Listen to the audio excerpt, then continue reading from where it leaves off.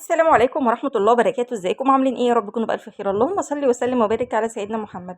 ان شاء الله النهارده هنعمل الماربل كيك بالزيت. لو عايزة تعمليه بالزبدة هتلاقي في الفيديو اللي قبل ده بإذن الله عاملاه بالزبدة.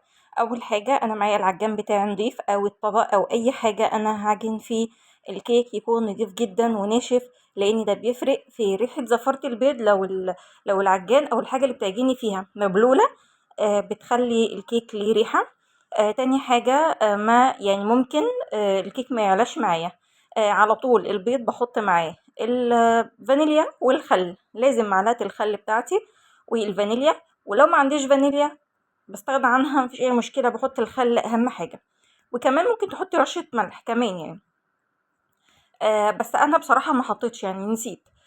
بعد ما البيض كده انضرب كويس وبقى لونه فاتح كده وعامل معايا فوم حلو، بجيب كوباية سكر، هي مش مليانة قوي بس انتوا ممكن تحطوا كوباية وربع لو بتحبوا الكيك فيه سنة سكر كده شوية. هو طالع معايا مظبوط بالنسبة ليا، انا بحبه ما يكونش مسكر. هنزل بالسكر اهم حاجة شوية شوية. ليه؟ لان السكر اصلا بيحرق البيض. السكر لو نزل مرة واحدة على البيض بيحرق البيض وما بيخليش الكيك يعلى معايا ويكون هايش كده وهش. بعد كده هنزل بكوباية إلا ربع من الزيت، كوباية سكر ممكن تزودي لحد ربع كوباية كمان. هيبقى الكيك معاكي مظبوط قوي بالنسبة لك، لو عشان الناس بتحب الكيك بيكون مسكر شوية. هنزل بكوباية إلا ربع من الزيت، وهنزل بيها كده ايه خيط رفيع وانا شغالة تمام. بعد كده احط بقى كوباية من اللبن، حطيت نص كوباية في نص كوباية، كوباية من اللبن بتاعي عادي. كل ده بدرجة حرارة المطبخ.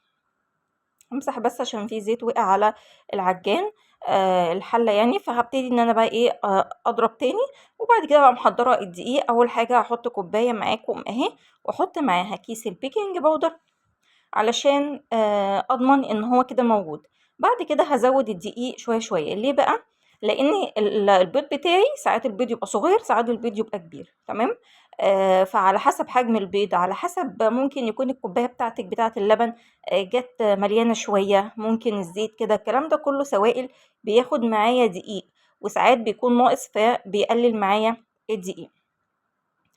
بصوا بقى انا كده ايه حطيت رشة الملح في اللحظة دي. ممكن تحطوها على البيض في الاول وممكن تحطوها دلوقتي، لما افتكرتها حطيتها. هبتدي ان انا احط الكوباية التانية اهي من الدقيق تمام، وهبتدي برضو ان انا اشغل العجان، وهحط الكوباية التالتة، بس الكوباية التالتة هي ما كانتش مليانة قوي تمام. تمام كده هبتدي بقى ان انا ايه وطبعا من الوقت للتاني انا ببتدي ان انا افصل العجان واجيب كل الجوانب، عشان خاطر العجان برضو ما بيجيبش اخر القاع بتاع الحله بتاعته، فببتدي ان انا اجيبها بالمعلقه. بعد كده حطيت سنه كده من البيكنج صودا تمام، علشان انا هحط كاكاو في الوصفه دي، فالكاكاو بتحب البيكنج صودا عشان خاطر بيرفعها بسرعه. هبتدي بقى ان انا ايه اقلبها كده من غير مضرب ولا حاجه، بالراحه جدا. هنقص الخليط دوت، وهبتدي احط على نصه معلقتين من الكاكاو الخام الاسباني. لو عندك الكاكاو بتاعك جايباه بيبقى فيه كاكاو كده بيكون لونه مدي على اسود، بيكون غامق قوي قوي قوي، درجه الغمقان جامده. ده كده فاتح، انا وريتكم نوع كان غامق في الفيديو اللي قبل ده، كان نوع غامق جدا فحطيت منه معلقه. النوع ده اسباني بس فاتح سنه، فحطيت منه معلقتين. بصوا بدخل الكاكاو علشان بيكون فيه حبيبات كده ناشفه، دي بستغنى عنها خالص علشان ما تظهرليش في الكيك. كل حاجه بتتنخل، دي انا كنت نخلاه وركناه على جنب. وبدات ان انا ابدا الوصفه. طبعا قبل ما ابتدي في شغل الكيك خالص بكون فاتحه الفرن على درجه حراره 180، بكون محضره القالب بتاعي، وده القالب اللي بحط فيه الكيك. بس باذن الله الفتره الجايه لو عملنا كيك برضو هنعمله في الصواني بتاعتنا العادية خالص، بتاعة أجدادنا اللي احنا كنا بنشتغل بيها عادي خالص زمان، صينية الكيك المدور ده. وبإذن الله نعمل كيكة البرتقال وكيكة الشوكولاتة. خليكم معانا كده إن شاء الله، حطوا لنا لايك وهنعمل كل حاجة بإذن الله. هبتدي بقى إيه أحط طبقة من الخليط الأبيض وهحط طبقة من الخليط الشوكولاتة، وهفضل على كده لحد ما أخلص الكمية بتاعتي كلها. خلصت الكميه بتاعتي كلها، هجيب خله، هجيب سكينه، هجيب اي حاجه، وهبتدي ان انا امشي كده بالخليط بتاعي عشوائي رايح جاي رايح جاي، وبعدين هدي خط في النص تمام. ممكن استغنى عن الخط اللي في النص ده بس بعد كده ادخله الفرن. طبعا انا مشغلاه من البدايه خالص على درجه حراره 180، فهو سخن معايا كفايه. هبتدي بقى ان انا احط الكيك بتاعي، وهيقعد حوالي 50 دقيقه.